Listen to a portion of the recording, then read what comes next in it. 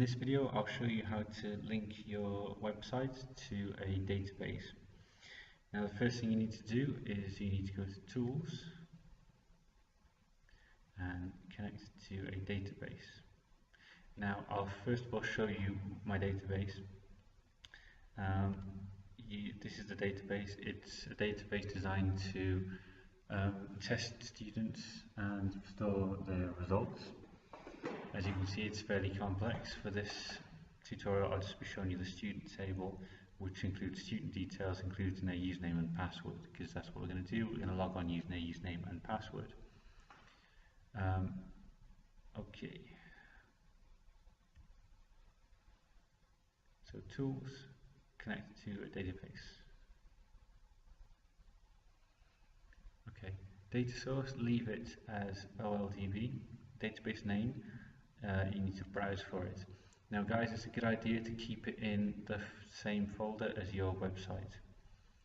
So Documents, Visual Studio, Websites, excuse me, and set the database, open. Now I would leave username and password blank because you don't need it. Okay, it's just going to cause complications that you don't need. Test the connection to make sure it works. There we go, successful. If it doesn't work, change this, make sure that the database is in the same folder as your project. Okay. Now we now have a connection to that database. What we're going to do then, we've got our database connection. We now need to set up a data table from that database.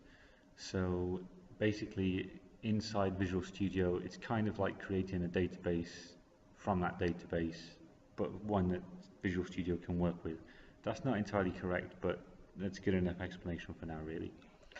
Okay, so you right-click on your main project and add new item, and you need to choose a data set.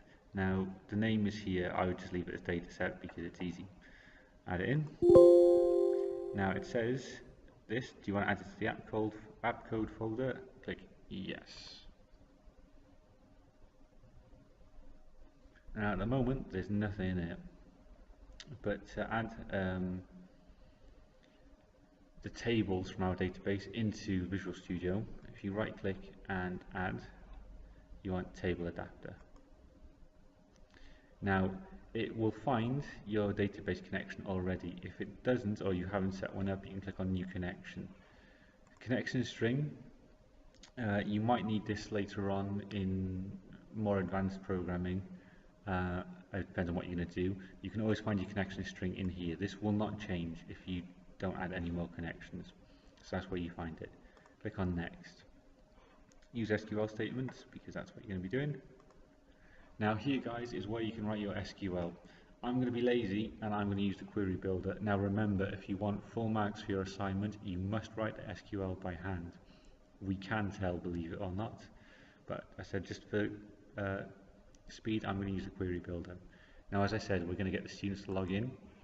So I need the students table, and I need the student ID and the student password.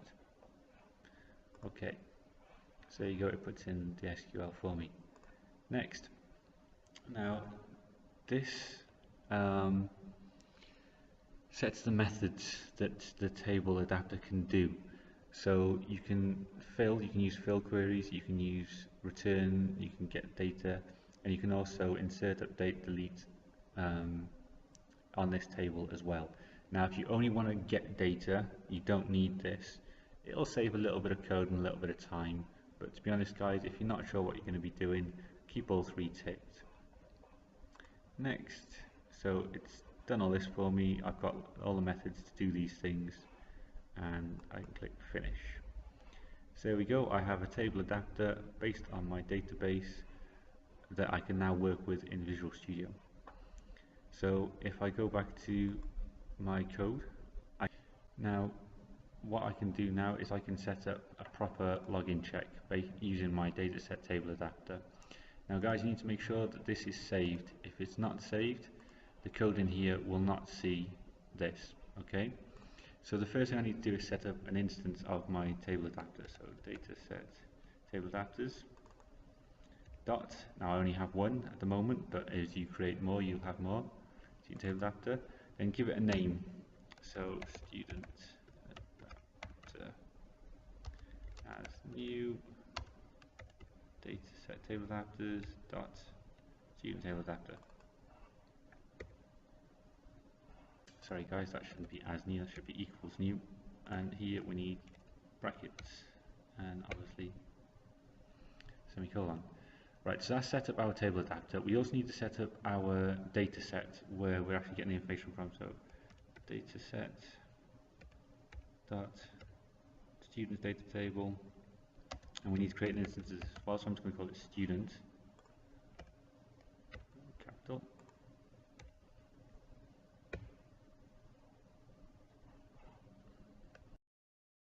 So that's created the instance of a data set for us. Now at the moment it's going to error because we've not used student. So we need to use student, we need to declare what the hell student's doing. So student equals, now student adapter dot get data. Now what that's done is we said the data set student data table has a table adapter called student adapter, and we're calling a method to get data from it. Okay, so if we go back here, this is our student data table, this is the table adapter, and these are the methods. So we've just declared an instance of the table adapter, and we've called it student adapter. We've declared an instance of the data table, and we've called it student, and we've then said basically data table, get the data table adapter, and get the data from that data table adapter. Seems very long-winded. I don't know why it needs to be done like that, but it does. Right, so now basically we've got the data from the database. What we need to do next is we obviously need to check each row in that database for the student's login. So I'm going to use a for each. Now there's another command that you can use in the data table called row. Okay, so we need to declare that now. So the code to set that up is dataset dot student row as student row in student. So what we've done there, we've called the command row from the data set, we've called it students row, and we've said to look for it in the student data table. Okay, so now we've done that, we can say if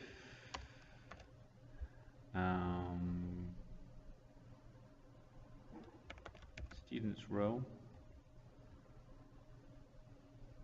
dot student ID equals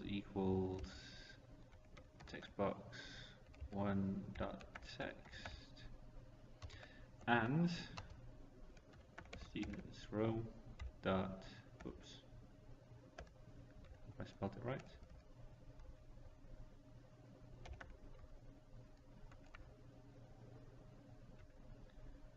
dot student password equals text box 2 dot text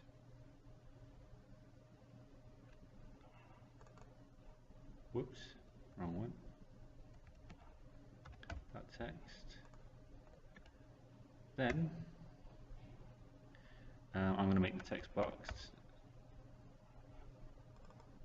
dot text equals logged in.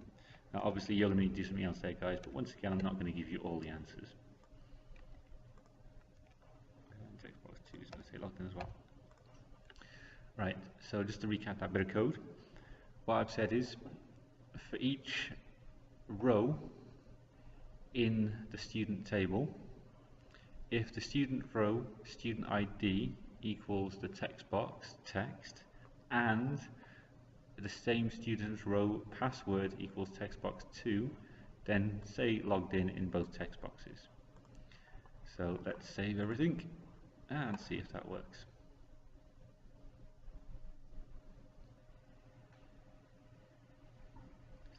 Okay, so